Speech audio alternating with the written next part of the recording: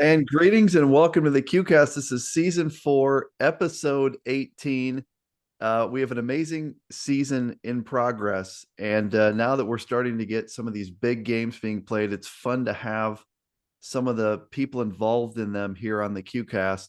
Really excited today to have Brandon Linton, the head men's basketball coach of Tufts University, with me. Brandon, we started talking about doing this about a week and a half ago, and you had a couple really big games. And so we wanted to wait until the St. Joe game was done and the Keene State game. Thank you for your patience. Thanks for making this work. How are you doing today? Thanks, Bob. No, I'm doing good. Obviously, much better. Now after kind of wrapping up the first semester, but all was good. I'm glad that this worked out. I appreciate you giving me the chance to come on and talk a little bit about our program. So thank you. Absolutely. And I want to give a shout out to my friend Dave McHugh. I watched you on Hoopsville last week. You were great there. Hope everyone checks out your interview with Dave on Hoopsville. And look, the reason, Brandon, that you're a hot commodity is look, your team is 10-0. And we mentioned those two big games that you've played in the last week or so. You won at St. Joseph of Connecticut. Obviously, they've become a great program. You won 86-77. And then just yesterday, you have that big win at Keene State by a bucket, a thrilling ending to that game. Just talk a little bit about, sitting here at 10-0. I don't think you probably could have fathomed you'd be sitting here at 10-0 back on about November 1st. So, just talk about being 10-0. Yeah, no, it's kind of surreal to even sit back now and think about it. I think obviously putting the schedule together, you try and make one that's competitive, and especially coming after last year, where it felt like I thought we had a pretty good year, but in a lot of ways we probably got in by the skin of our teeth with the at-large bid. So wanted Right. to have a competitive schedule. Thought we would have a pretty competitive team, but knew we'd probably have to take some early learning lessons, if you will. So it's pretty cool to sit here and be like, wow, we're 10-0 after what I thought was a pretty competitive non-conference schedule. But all that, on one hand, it's like a wow surprise factor. But on the other hand, just being here day in and day out, and just seeing how these guys care, not only about the game and about the going about their business, but they just care about each other in a major way. We got great leaders. Our senior captains have been awesome. So when you kind of look at just how much they attack their process and how committed they are to themselves and us as a staff. In a way, it's also kind of not that surprising. So it's been cool to see their hard work rewarded. Just curious, at what point as a newish head coach do you officially feel internally that it's your program? I got to believe there's a little bit of a period there when you get a job and there's someone that was there before you and not all the guys are people you recruited, and like how long did it take you at Tufts to feel like it was truly your program and you had your stamp on it? Or are you even 100% there? I'm just curious how that works. Yeah, no, it's a fascinating question. I don't know if I've thought about it from that perspective. I think obviously this being my being fortunate enough to have taken over a program before at Nichols, and now doing this a second time. My mindset is always, you know, I thought from day one, that was the feeling. You know what I mean? And I've been lucky. Even my first year here at Tufts, we had just an awesome group of players who were super receptive. Obviously coming off of a year in 2020 where they won the NESCAC championship and everything got cut short by COVID.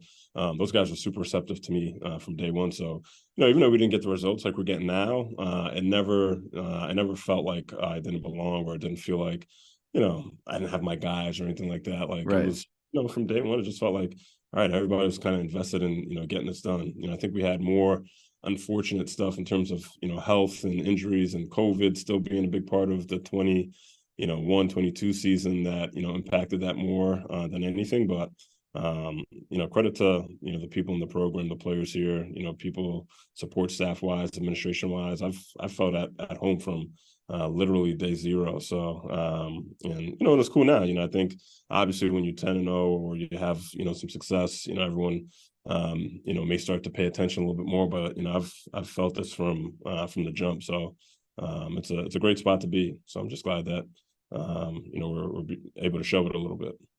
Heading into this season, Brandon, this is your third season at the helm of the Jumbos, and you really, this isn't one of those things where you returned everybody. You had some really key losses, and for example, you've got a kid playing for UC Irvine, right? That's playing some good minutes, and you had some other guys that you lost. So coming into this year, when practice season started, and I assume like everyone else, you guys were able to start a little bit earlier this year with the way the season is constructed. But what were your off-season expectations coming into this season?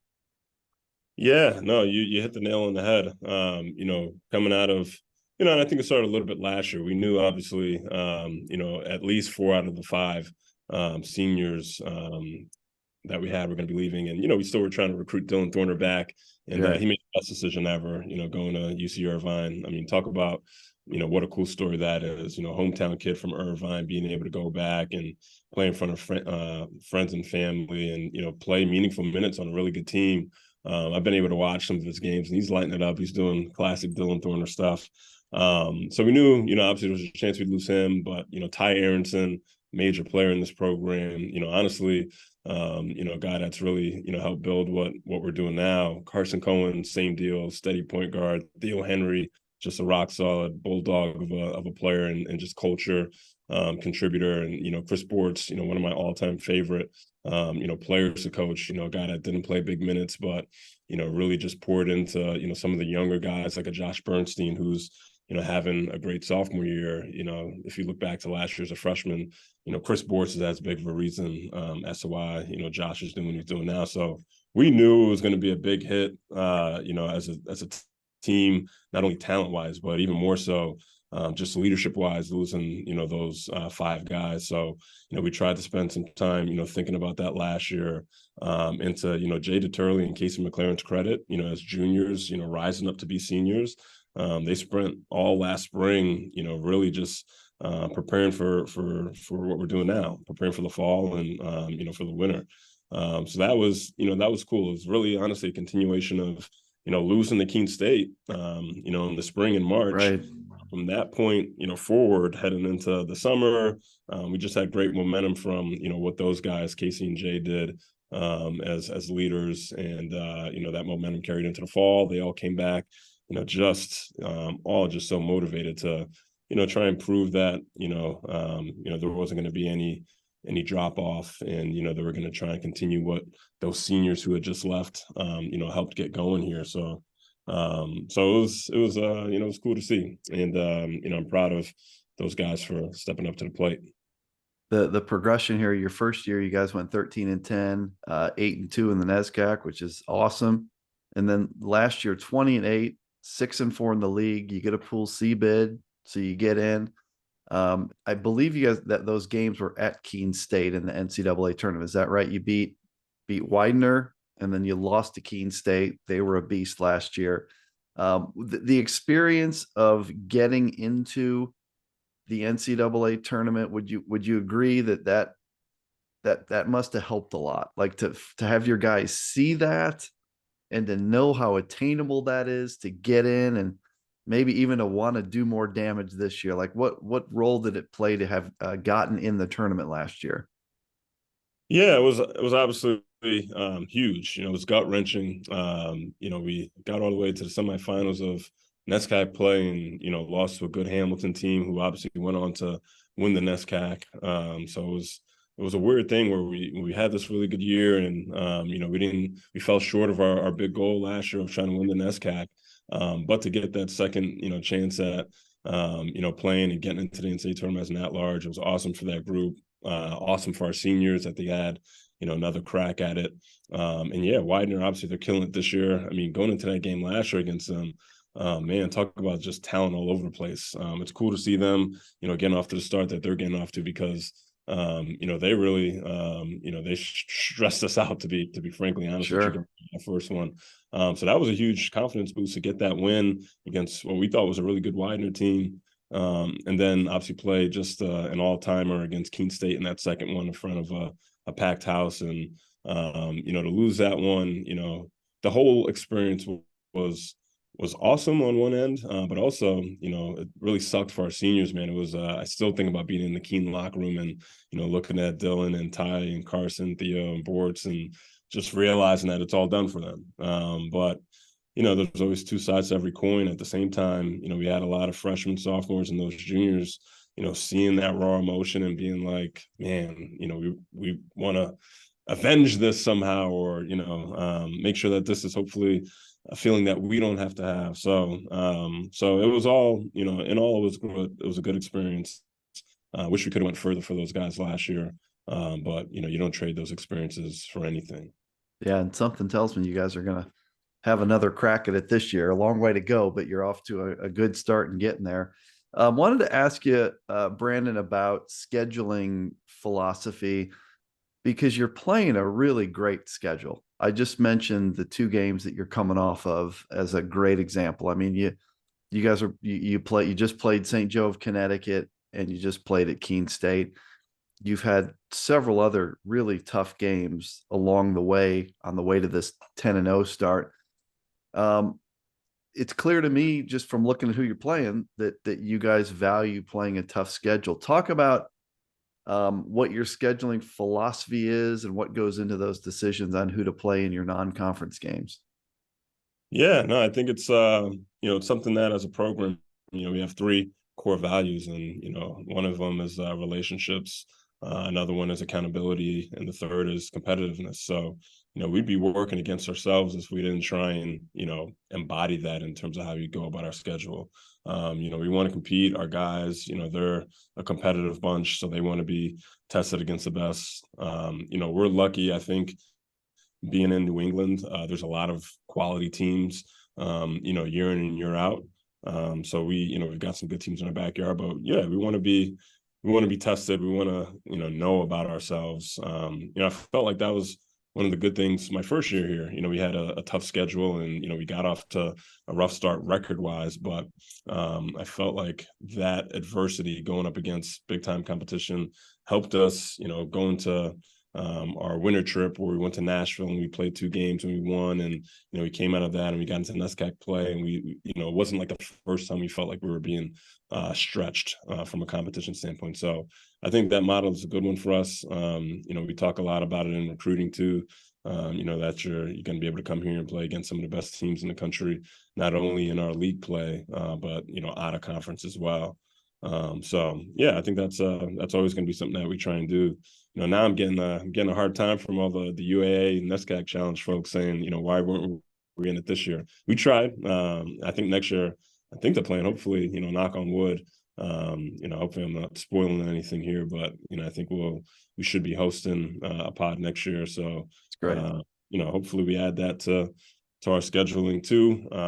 But yeah, we love it. I think our guys prefer it, honestly, as opposed to a schedule that's not competitive. I have a ton of respect for everyone out across the country that's working so hard to play these great schedules. We're seeing so many great games this year. Last year too, we're just seeing so many cool matchups. I had a chance in Springfield, Ohio, at the Great Lakes Invitational to talk to Coach Brown at Middlebury a little bit, and they are playing such a strong schedule, and he worked so hard to find tough matchups for his team. I love that you're doing the same thing. It's really cool from a fan standpoint to be able to watch teams like Tufts play Keene State and St. Joe. Interestingly, your next game, you have a break here, but the next opponent for my alma mater, Illinois Wesleyan, is the same as the opponent for you guys. So my guys play at Cal Lutheran here in a week and a few days. You play at Cal Lutheran on December 28th. So you may end up having to watch some Illinois Wesleyan game film here, Coach. So we have that in common. Talk about your upcoming trip to Cal where you'll play the host school, and then you will play, of all people, UT Dallas, which is about 15 minutes over that way for me. So it sounds like a cool trip for your guys to California. Yeah, absolutely. Looking forward to watching your alma mater, obviously. But no, it's Coach White over there at Cal Lutheran. He put it together, reached out. Something that we wanted to do. California, the state of California has been good to the Tufts basketball program. We have a couple Cali kids on the roster, a bunch of other kids from the West Coast, Seattle, Arizona. So it was cool. It was definitely something that we wanted to do, is try and get out of region. And kind of same thing, play against good teams. I knew watching Kalu last year, and talking to Coach White, he had a group that he felt pretty good about, and they came on late, and that's going to be a good game. And UT Dallas, same deal. I think they're tough. We haven't watched a ton of film on either, but I know reputation wise that they'll be good opponents. So we're looking forward to it. Obviously getting out a little Cali sunshine will be fun as well. Truman Gettings and Zion Watt are two, kind of SoCal guys on the roster.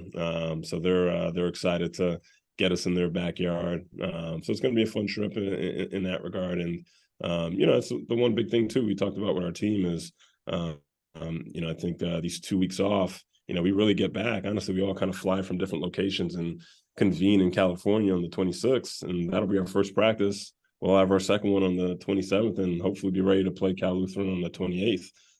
So a big focus for us now is, staying sharp, physically and mentally.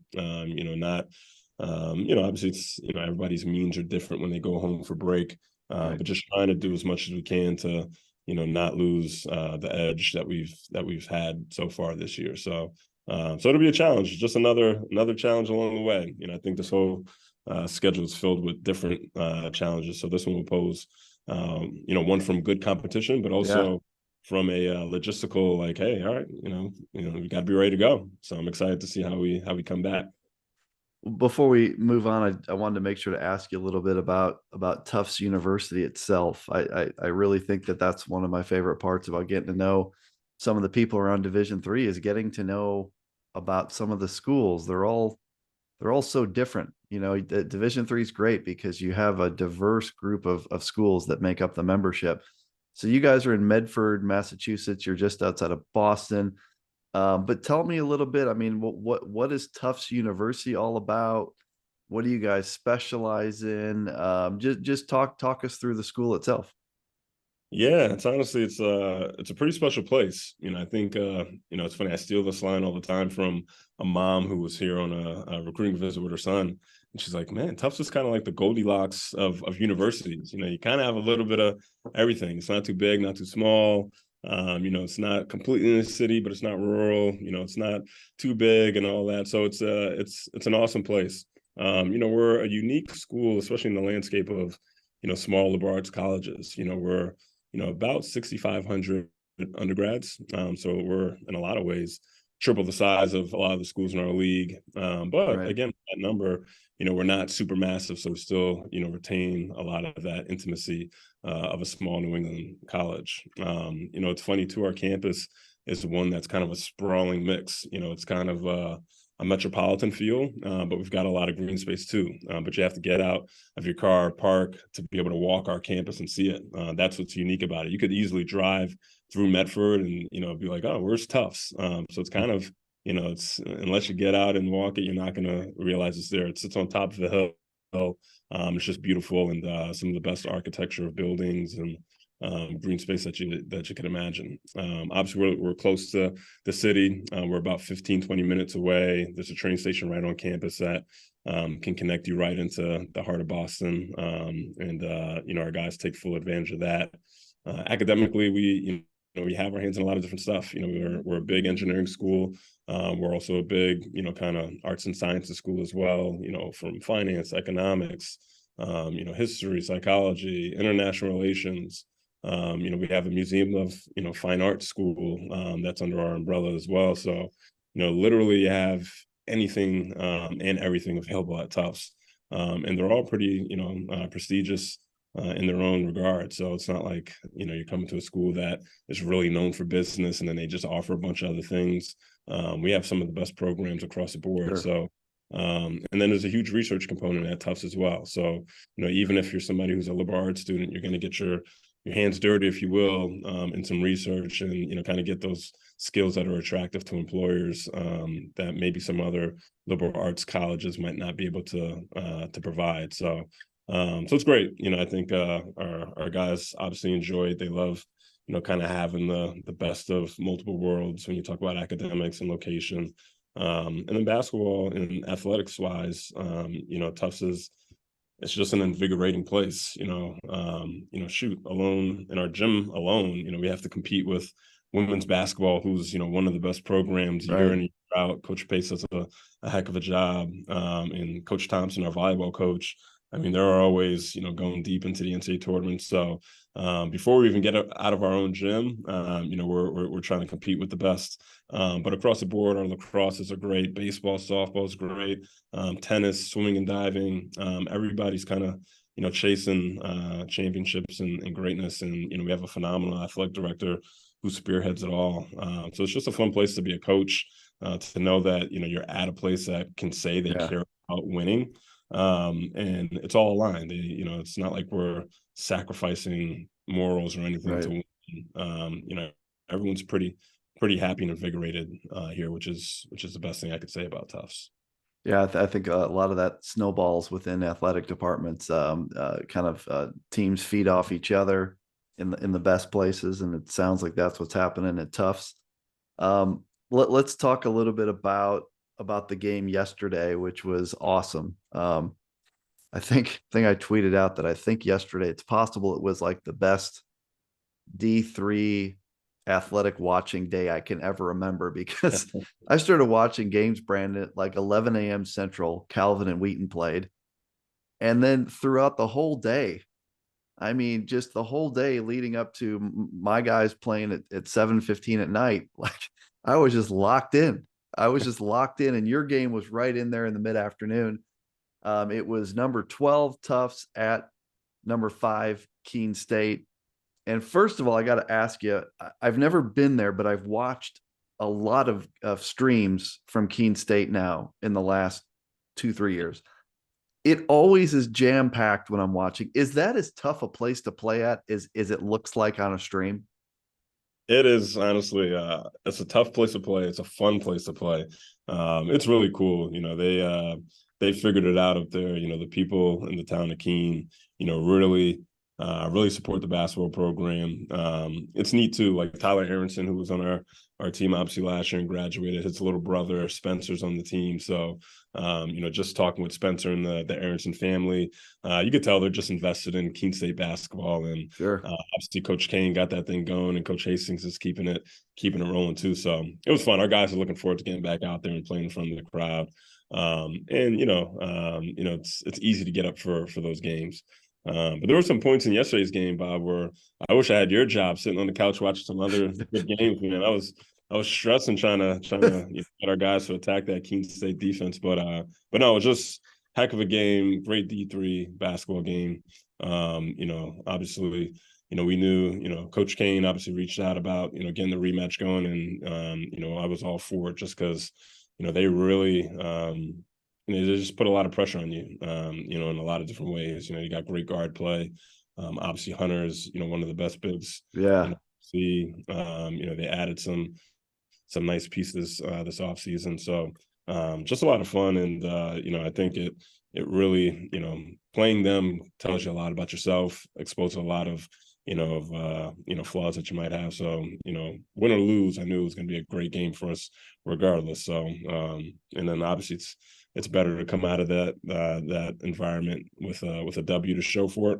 But I love playing great teams, and they're one of them. They seem like such a tough team to play. It seems like the best teams are balanced, and between their guard play, Octavio Brito is such a talented kid. And then like Jeff Hunter, 6'7", 4'5" guy. He's just really he's mobile, he's athletic. He just is so talented and crafty. around the basket and even out away from the basket. Coming into that game, I mean, when you think about that balance they have of inside out, the ability to get to the basket, what I mean defensively, what are you trying to do to Keene State just to slow them down coming into that game? Yeah, I think the biggest thing is just trying to make them work. It sounds simple, but with great players, you're never really gonna shut them out. But you gotta do the easy stuff. You got to get back in transition defense. You got to be in the right position. Hopefully from a scouting perspective, you could kind of key in on some stuff to be prepared for. But at the end of the day, you do all the right things, and it's just kind of mano a mano. So there's a competition element to it as well. And you're going to get beat a lot of times, especially with a guy like Hunter and Brito. But you just gotta make them earn something every time down as much as possible. And then you need a little bit of luck. I think honestly, that's as big a thing with playing great players as anything. Is just giving you a chance, give yourself a chance to benefit from luck going your way. But it's tough. I think the biggest thing playing those guys too is just the transition game. They're just so dynamic and they're fast, and Hunter's flying up and down the floor, and they got shooters spread out all over the place, and Seahawks kind of stirring the pot. Right. You really just gotta try and get back, and then the half court, obviously, if you're not communicating, if you're not locked in, they're hurting you. And then I think we do a good job on the glass. They're probably one of the better teams, even though they're if you look at them compared to us, you would think that they're really undersized. They gave us fits on the glass as well. They're super athletic, and they're aggressive, in going about it. So that was a big thing as well that they were able to do that we struggled with. So all in all, just a really, really dynamic, tough team. It was a great game. There was never really a ton of separation. They led by, I believe it was 6 at halftime. And coming down the stretch, 3.5 minutes left. I want to say they were up 4. Started to feel to me like, okay, Keene's going to get this done. They're going to pull away. You guys made some really big plays. And you get to that end sequence where you're tied up. Was it 63 all? I believe you're tied up. 18 seconds left. You call timeout. Now the play, we all know how it turned out now, is you have this incredible play where Joshua Bernstein makes a left-handed layup on the block to win the game. That looked to me like a design play that you ran, and it was run to perfection. Was that thing set up in the timeout, and did it go, I assume, exactly as you wanted it to? Yeah, no, first and foremost, got to give kudos. Good teams usually have, really good assistant coaches. And one of our assistant coaches, Chris Linton, he was the first one with the play call, like, hey, coach, what do you think about running this here? And, I think everybody heard it, and all 20 people in the program were like, yeah, let's run it. So yeah, it was a, design read, just trying to get a post touch. We felt like Josh was getting was able to catch the ball all game in good spots, and we thought he had a bunch of good attempts at the rim, and he made somebody miss a lot of chippy. So we just instilled some confidence in him to say, hey, we're going to come your way. We had Jay Turley, our senior captain, as a guy making that entry pass. My office lights just went out on me. Yeah, it was cool, and it was nice to see Josh get that moment as well. He's somebody that works extremely hard, really cares, always is coming in to ask, to watch film, and, getting on the court with the coach and staff to work on, different stuff around the rim. Just a joy of a kid. So it was cool that he had that moment, and to see his teammates celebrate him the way that they did. So. And definitely shout out to Jay Deterley, because I think that entry pass he made, I think he made it look easy, and I'm not sure that with everything going on that was an easy pass, but it was a perfect entry pass down to that low block, and it was just put in the perfect position to where Bernstein catches it, and he made a heck of a play. I mean, he's being guarded tough, and to finish with his left hand over there. What a way to end the game. Walking out of the building there, Brandon, you had to just feel thrilled. I mean, they're one of the best teams in the country. Both of the teams that played in that game could be in the Final Four easily. You had to just feel thrilled to find a way to get a win there yesterday. How good did that feel, kind of heading back to campus yesterday? Yeah, it felt even better when after Jay told us he came off of that screen thinking about shooting it if he was open, but he was like, cooler heads prevailed, and I thought Josh was open and he delivered the pass. But yeah, I don't know about down the road stuff. I think one thing that we try and do as a team is just focus on getting 1% better every day. Something that we talk a lot about in our program is just stacking 1%. In a lot of ways, obviously we got Jay and Casey as seniors, and we're not discounting, their final season here, as Tufts jumbos, but obviously we got a lot of guys that are young, and we graduated a lot of guys. So, more than anything, we're just trying to, we're still, I feel like, learning about ourselves as a group. Our starting five is brand new. Off the bench, you got guys all five guys that have been playing off the bench are all in, new roles besides Kai Champion, who is probably in a similar role to what he was last year. So, I still feel like we're just trying to learn about, who we are. Obviously, it's awesome to learn and do that while having a nice record to show for it. But we're not trying to get too far ahead or think about that. But, in the moment, yeah, it was awesome. Our guys celebrated after. I had one of my buddies give me a hard time saying like, "Oh, did you guys win the national championship last night?" And it's these guys deserve to feel good about what they've done. There's such a committed group. It's rare to kind of see guys in college that are that maniacal about doing the right things and trying to work as hard as they can. That it was fun to watch them have that moment, and hopefully we can have some more of those as we go. Just a couple more things I want to just call out some of your guys, just kind of run through them, maybe ask about a guy or two. You have a really talented team, and a lot of these guys will be back with you next year. Scott Jamisi, 15 points, 11 rebounds, 3 assists. He's a 6'6" sophomore from New Jersey. James Maracas, 13 points, 3 rebounds, 2 assists. He's a 6'4" sophomore guard from Texas. I think he's from actually right here in the Dallas area.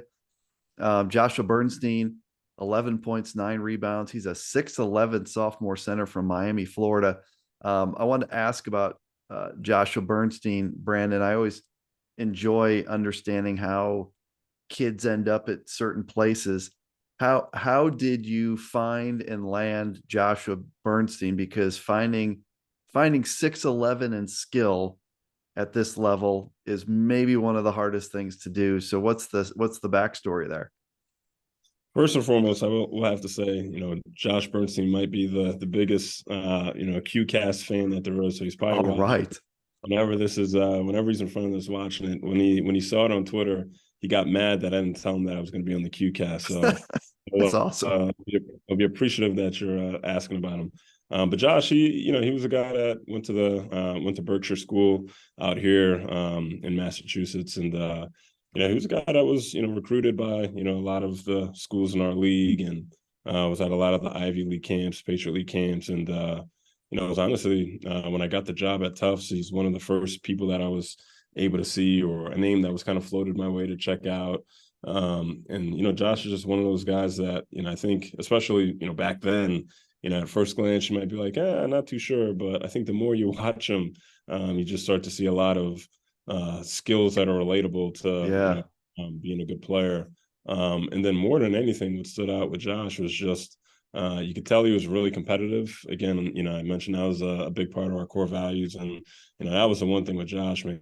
And he was just, almost in a good way, a competitive jerk. I remember seeing him at one camp, and he really seemed to care. And, I feel like with big guys, that goes a long way. One, that they care and are competitive. And then, two, he's able to, he wasn't like a big stiff. He wasn't lumbering. I thought he, could move pretty well. So, we stayed on him. And then, I had, I was fortunate to have Colin Ritchie and Joey Keisel, two guys, that have moved on this past year. Colin's at Holy Cross on their staff now, D1, and Joey is former great Middlebury point guard. He's making a bunch of money, and he's moved on into kind of the private sector. But those guys did a great job of just continue to like follow him and be at everything that he was at and be on the phone with him. And with all the guys that we've recruited so far, those two had a big hand in developing those relationships. I think it just became something that, it just became easy after a while. Like, I think we loved him and their family loved us, and it just made sense. So, that was definitely a fun recruiting process. Well, look, now that I know that this kid is a fan of the QCast, I mean, this kid's going to get shout outs left and right. So you just wait to see what's going to happen in upcoming games here, Coach. It's on now. Now I might have blown him up too much. Hopefully he's focused and grounded. A couple other guys just to give a shout out to. You got a really talented junior from Philadelphia, Kai Champion, 11 points, 2 rebounds, 2 assists. He was your leading scorer yesterday against Keene State. He had 17. Jay DeTierley, we mentioned he was the one that made that great post entry feed. 9 points, 4 rebounds, 3 assists, 6'3" senior guard from Massachusetts. And Casey McLaren, kind of a do-it-all guy, maybe a little bit of a, in some ways, underrated guy in this team. 4 points, 3 rebounds, makes a lot of big plays. He's a 6'6" senior guard from Massachusetts. It just seems like, and you've got several other guys I didn't mention, but you got to feel really good going into a game with that many talented guys, Brandon, that could beat you in different ways and defend and rebound. And you really do have a super balanced and talented roster here, and group of guys that you trot out every game. Yeah, no, it's I think it helps to have really talented players and good kids on top of that. Obviously, I was fortunate to come into a pretty healthy program after Coach Sheldon retired. All the guys that are seniors and juniors, were a part of their recruiting efforts. And then obviously the guys, sophomores and freshmen, are guys that we've been able to bring in. And, it's just been, I'm very fortunate to, be able to coach these guys. And I think it's, something that, I just try and do the best I can just to make sure I'm doing as much as I can, our staff's doing as much as I can, because these guys definitely do have the talent to go as far as they want to go. So, I really feel, we just got to put them in the right position to do so. So, Casey McLaren, I think it's a guy that doesn't get talked about enough. And, a lot of times we're sticking him on, the best player on the other team. Yeah. He's on Brito one game, he's on, you name it. Every team we've played, their best player, Casey's been on. I think he's a guy that is a, defensive player of the year caliber player, not only in the NESCAC, but just across the country. It's a guy that, he'll admit it himself, but he came in to Tufts not as a good defender. And, he's really worked his tail off to, become that kind of guy.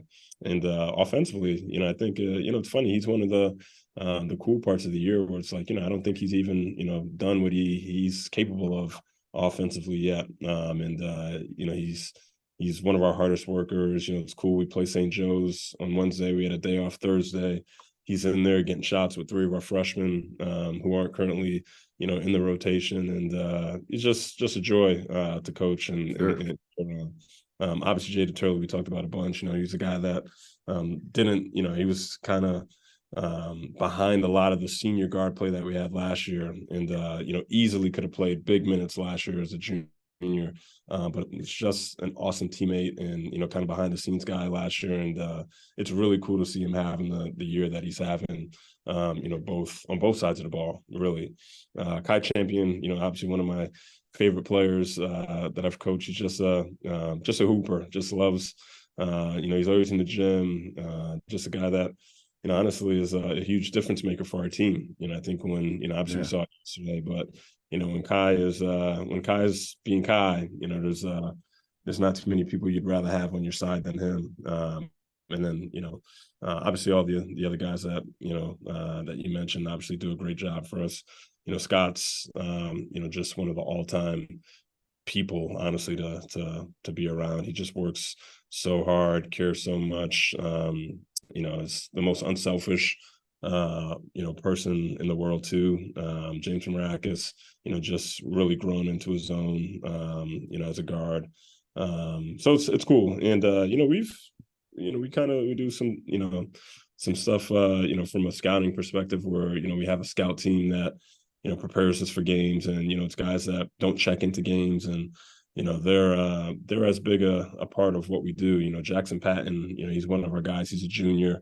Honestly, one of the, best people I've ever come across, let alone, player, coach, whatever, just an awesome kid. And he kind of spearheads our Sure. attack from a scouting perspective. And he's one of our leaders within our program. And really, it's just been a nice mix of, everybody pitching in and leading in different ways and contributing in different ways. So we'll see. We just want to keep, growing, learning. Hopefully more wins come with it. But at the end of the day, like, these guys, just are fun to come into work day in and day out, and, just try and get better. Last topic. I just want to ask you a little bit about your background. I think that aspiring coaches and just people in general find it interesting to understand the different paths that people take to get to these kind of points. But you're in your third season at Tufts. You were the head coach at Nichols before that. And that's obviously a great program. And I wanted to ask, though, about your time as an assistant at Army at West Point. So you were there 2014 and 19. Must have been an incredible opportunity. I'm sure this is a little bit of a loaded question, but what were some of the things that you learned and some of your takeaways from your time at Army? Boy, I mean, we could spend a whole nother I'm huge sure. episode talking about that. I think I always say going and working at Army was like going to grad school for, coaching for me. Sure. Just across the board. It was funny. I got my start at Clarkson, at my alma mater. Coach Gilbride, who's now at RPI, he brought me back there, and I got to work in admissions and, work as an assistant, making no money from the basketball, making all my money from working in admissions. And that was my intro into, kind of being a coach. I thought I wanted to do it, and, that solidified it for me. And then I got over to Bowdoin College with Mark Gilbride's dad, Tim. And that was just, eye-opening in every way as well. I think Tim Gilbride's one of the best coaches, that no one talks about. But, going to Army, in a lot of ways, I probably thought I knew more than I did, coming out of Bowdoin, being a NESCAC assistant for 2 years, and Sure. thought I had my handle on what, how things go. And, man, I just learned a ton. I was fortunate to, be brought on by Zach Spiker, who's now at Drexel. And then when he left Army, Jimmy Allen, assumed the head coaching job, and was fortunate that he kept me on. And, I just learned so much from those guys. But we also had some high level, just assistant coaches that I was able to work alongside of. And those guys poured into me in a major way. I mean, Justin Jennings, he's at Edinburgh, a DT school out in Pennsylvania. Ben Wilkins, the head coach at Seton Hill. Zach Bover, he runs pickandpop.net. He's an assistant at GW. I don't think he sleeps. I think he just literally watches basketball all day and night. Drew Adams, who's former U Chicago great, and not currently in the business anymore, but one of the smartest people I've ever been around. I just felt like I learned just so much being around just great people, great coaches. The cadets, being at West Point, it's just like an incubator for just great people. Sure. For people who work there, from a military perspective, the professors, the students who attend there, you're just daily being enlightened, and it's hard not to develop, being at a place like that. So those 5 years were just invaluable to my development as a person and as a coach, and thankful for it. And then just the final question I'll ask for any final thoughts that you have.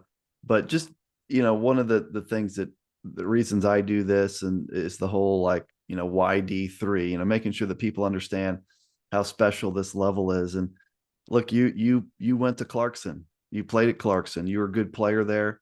You have had many stops along the way in Division III coaching. You mentioned coaching at Clarkson, Bowdoin, Nichols, and here you are at Tufts. So you're obviously someone that's a D3 person. You're a believer in this level. what is it about Division III that has you here versus I'm sure you've got plenty of opportunities to go to other levels and other places. Like, why is it that you've stayed so closely connected to Division III? Yeah, I mean, I think you just hit it all on the head. I'm a D3 guy through and through. I always, even when I was at Army, I was always filling out D3 brackets come NCAA tournament time, and That's awesome. I just love it. I can't get enough of this level. I'm biased, obviously, having played it. I think especially now, in the landscape of college athletics, it's the last, form of what I feel is like pure, Right. uh, athletics at the NCAA level. I think there's a reason why you look around too. There's so many guys that, are in the NBA or in high level basketball positions that were D3 players, just Right. because there's just a pure love of, the game. And, you're not going to be good unless you have guys that are just ultra committed to what it takes. So I love that part about it. I feel like I know Division III, more than anything. I feel the most comfortable at this level, and I see a piece of myself, obviously, and the guys that I coach. Obviously, we were good at Clarkson, but we never had a real chance from a national perspective to do anything. So that was always one thing that I wish we were able to do, kind of at our small school there. And I always thought, man, how cool would it be if you could do that at this level for kids who put in the time and the effort, the blood, the sweat, the tears, that don't necessarily get on ESPN for it. These are the kind of stories that these guys will think about forever. I still think back and talk to my Clarkson teammates about the things that we were able to do there, and it's just special. It's just different to be involved with it, is to know it. It's hard not to if you're not a D3 person. That's why we appreciate guys like you and all the D3 guys that are out there now, really putting a spotlight on this level, and just how special it is, and how top notch it is. So it's really cool. I couldn't think of a better fit for me than being at a place like Tufts at the D3 level. Well, I appreciate that, and I know that viewers to the QCast will appreciate you chiming in on that. It's really cool to hear. And I'll just say this, and then I'll ask you for any final thoughts. As I could tell we could talk for another 2 hours about Division III basketball, about your team, and I look forward to having you on again, whether it's later this season or down the road, to kind of get into some of those other topics. But it was great to make this work. We started talking, and we kind of committed to doing this, and I'm thinking, well, look, I hope that he goes 2-0. That would make for a better show than if he goes 0-2, or maybe I was, 1-1 would be better. But you get both of those wins done, and kudos to you, kudos to your team. You're fun to watch. You guys play the game the right way. You play hard. Your guys play smart. They're competitive, and kudos to everything that you're building there. I know you're just getting started, and I know you have a long way to go this season, but you're off to a great start. And what kind of final thoughts, Brandon, do you have for people tuning in to the QCast tonight? Yeah, just again, thank you for all that you're doing for Division III basketball. I think it's something that all of us coaches, players, we all look forward to, kind of seeing what the chatter is, and sometimes we try and make sure they don't get too wrapped up into what Bob Quillman has to say about him, but it's just awesome to feel seen, and it definitely adds an element to what we're doing. And just from our program's perspective, appreciate you thinking of us, and giving me a chance to talk a little bit about some of our players and some of the great guys that we have here. Hopefully we can continue to be a program that makes Division III proud. And I think for the NESCAC, I'd be remiss if I didn't give us a little plug. I know in a lot of ways the NESCAC is at a disadvantage, even though I know sometimes people like to say, those guys have everything, but, we didn't get access to, the extra additional days this year. That's So right. we started later. I think it's, this year specifically, a lot of teams are in a similar boat to us, where just graduated a lot of talent that had been around for a long time. So I think when we get to January and February, the NESCAC is going to start to round back into the form that people are probably used to, and definitely in the years to come. So just want to continue to plug our league. It's also hard, those Friday Saturdays back to Oh, backs. I'm sure. Those are a tough one. So it leads to some wacky outcomes, but it's a great league. Obviously, we've got some great teams this year. And we just want Bob to be a fan of the NESCAC. All right, we're all fans of you, so just stick with us.